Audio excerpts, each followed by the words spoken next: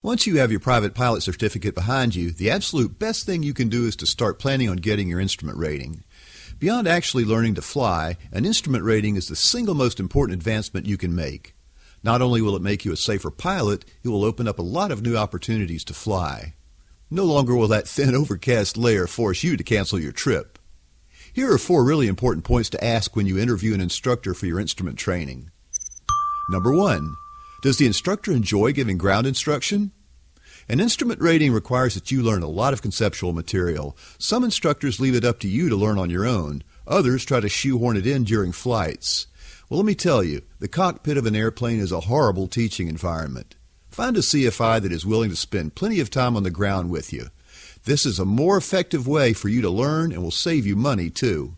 Learn it on the ground and apply it in the air. Number 2. What does the instructor teach on your first lesson?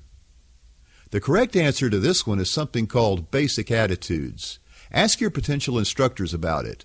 If an instructor tells you that you'll be flying any instrument approaches on your first or even your second lesson, you might want to consider continuing with your search. Number 3.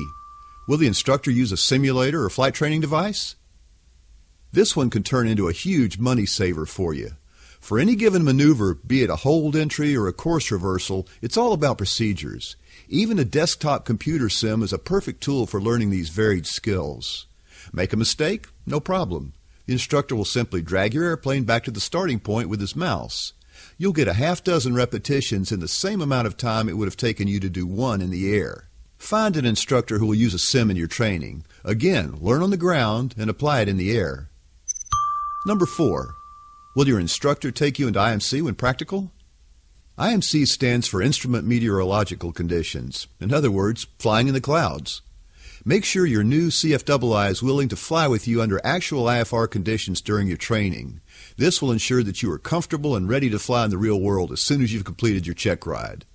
For Gold Seal, I'm Russ Still.